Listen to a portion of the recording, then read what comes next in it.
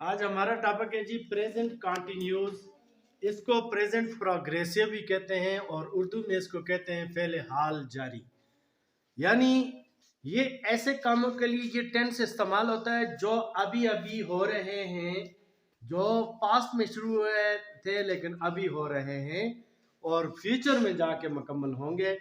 उर्दू में इसकी पहचान ये है कि इसके जुमलों के आखिर में रहा है, रही है, रहे हैं, रहे हो वगैरह आता है। ये देखिए यहाँ पे मैं एक जुमला लिखता हूं कि बारिश होती रही है या बारिश हो रही है। आपसे कोई पूछता है कि इनमें क्या फर्क है तो आप परेशान हो जाते हैं, लेकिन ये दोनों एक ही जुमले हैं। इट इज रेनिंग, इन दोनों होती रही है भी वही चीज है और हो रही है। लेकिन अगर वक्त का जिक्र हो तो ये बाद में हम पढ़ेंगे, फिर वो जुमला बन जाता है जी प्रेजेंट परफेक्ट कंटिन्यूस का, लेकिन ये बाद में पढ़ेंगे। अच्छा, ये जो प्रेजेंट कंटिन्यूस या प्रेजेंट प्रोग्रेसिव होता है, इसको बनाने के लिए पहले तो आपको सब्जेक्ट की जरूरत पड़ती है यानी काम करने वाला, फिर इसको प्रेजेंट पार्टिसिपल की जरूरत पड़ती है और आखिर में ऑब्जेक्ट। अब प्रेजेंट पार्टिसिपल क्या होता है?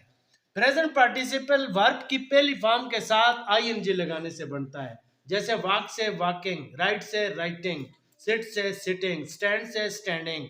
यानी पहली फॉर्म के साथ आप जब आईएनजी लगाते हैं, पार्टिसिपल जो है तीन तरह के होते हैं। देखें, एक प्रेजेंट पार्टिसिपल होता है, एक पास्ट पार्टिसिपल होता है, यानी वर्ब की तीसरी फॉर्म जो होती है उसको पास्ट पार्टिसिपल कहते हैं, और एक पार्टिसिपल होता है उसको कहते हैं परफेक्ट पार्टिसिपल। और वो किस तरह बनता है? हैविंग या हैविंग बीन। ये तीन पार्टिसिपल होते हैं और इनको वर्बल एडजेक्टिव भी कहा जाता है। जैसे आप देखें, मैं कहता हूं बॉइलिंग वाटर इज हॉट, यानी उबलता हुआ पानी गर्म होता है। अब यहाँ पे बॉइलिंग जो है ये नाउन आपके पास बन गया है, ठीक है। इसी तरीके से थर्ड फॉर्म आप अगर इस्तेमाल करते हैं, बॉइल्ड वाटर इज हॉट, यानी उबला हुआ पानी। और आप देखें इधर मैं एक जुमला लिखता हूं, a burned child dreads the fire. इसका मतलब उर्दू में होता है कि सांप का डसा रस्सी से भी डरता है, या दूध का जला छाछ को भी फूंक फूंक कर पीता है। आप देखें ये third form of the verb इस्तेमाल हुई है और ये एज अ नाउन यानी इसको इस्तेमाल किया गया है।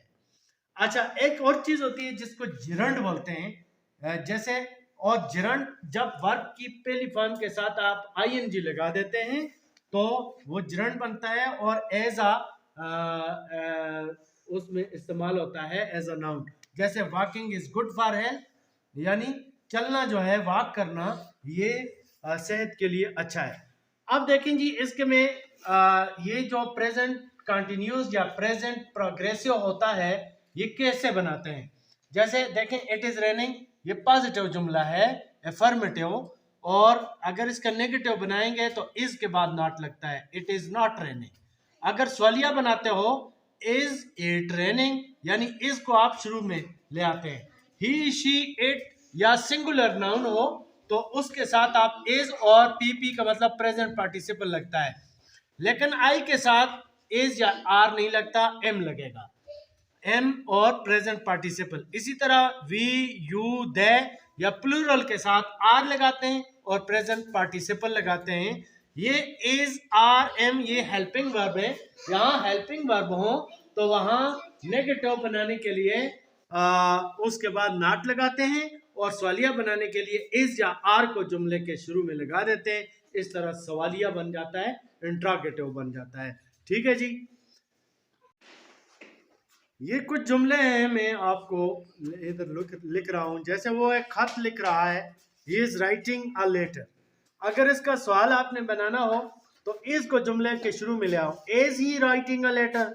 व्हाट वगैरह लिखने की जरूरत नहीं है। हम फुटबॉल खेल रहे हैं, वी आर प्लेइंग फुटबॉल। तुम दरवाजे पर दस्तक दे रहे हो, you are knocking on the door नहीं होगा, एट द डोर। माली पौधों को पानी नहीं दे रहा है, the gardener is not watering the plants. अच्छा, आगे क्या लड़के शोर कर रहे हैं? Are the boys making a noise, क्या तुम अंग्रेजी का इम्तिहान दे रहे हो? ये स्पेशल केस है। Are you taking the test of English. देखें, इम्तिहान देने के लिए टेक इस्तेमाल होता है और इम्तिहान जो लेता है उसके लिए गिविंग इस्तेमाल होता है। जैसे ही इज गिविंग टेस्ट, वो इम्तिहान ले रहा है, या ही इज गिविंग एग्जामिनेशन। मूसलाधार बारिश हो रही है, इसके लिए स्पेशल जुमला है it is raining cats and dogs, या इट इज रेनिंग बिटरली भी ठीक है, इट इज रेनिंग हैवीली ये भी ठीक है। अच्छा, क्या चांद गुरूब हो रहा है? Is the moon setting? डाकू काफले को लूट रहे हैं, robbers are looting the Karwan. तो ये मैंने कुछ जुमले लिखे हैं और आज हमने प्रेजेंट कंटिन्यूस या प्रेजेंट प्रोग्रेसिव जो है वो पढ़ लिया है। उम्मीद है कि ये बिल्कुल क्लियर हो चुका होगा।